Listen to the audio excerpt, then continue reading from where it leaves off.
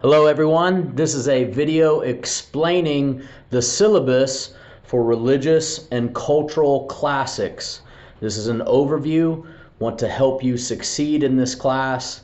One way to really succeed in a class and to do it well is to take your time walking through the syllabus.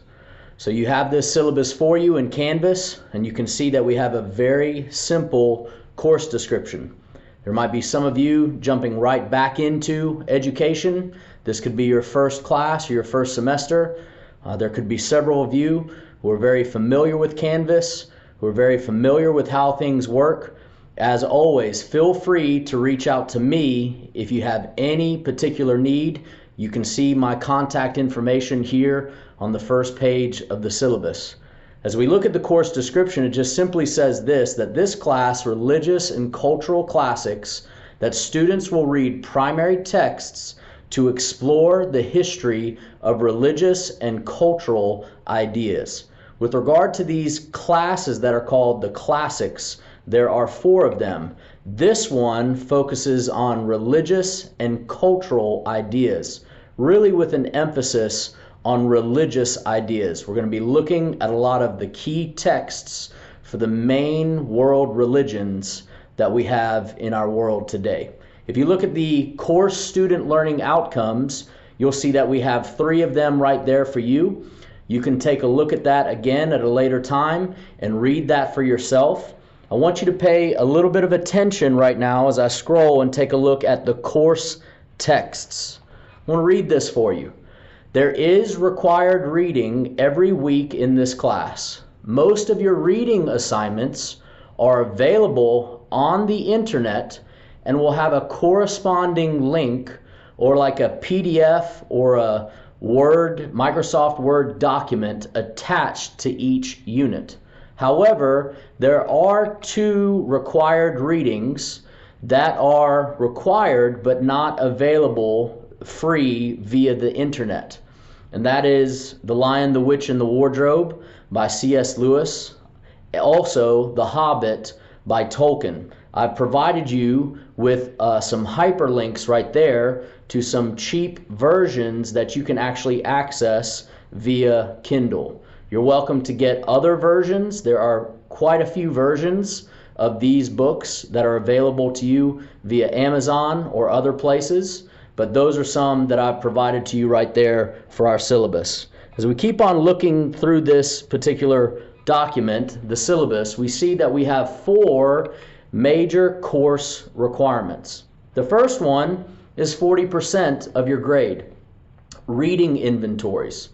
There's going to be a regular rhythm every single week in which you take a look at the overview for the unit, and then you will watch a video much like this one.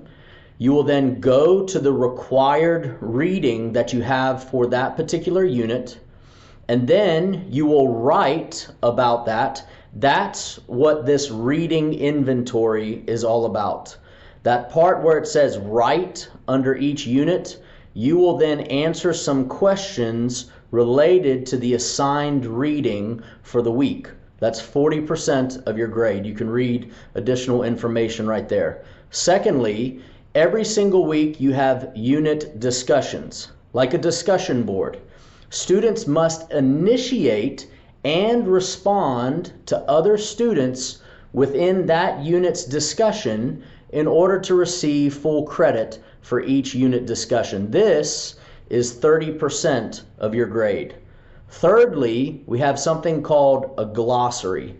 You can actually find the template under Unit 1 as you take a look at it as to how you're going to go about writing a glossary of key terms and names that you will continue to develop throughout the course of this semester.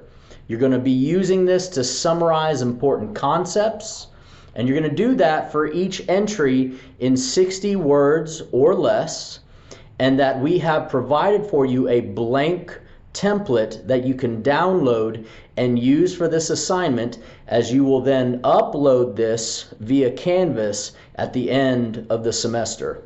Fourth, we have sectional exams. Simply put, we have a midterm related to this class, and we also have a final that's related to this class. So let's take a look real quick at the course outline, because I believe that for most classes, this is probably the most important aspect of going through a syllabus.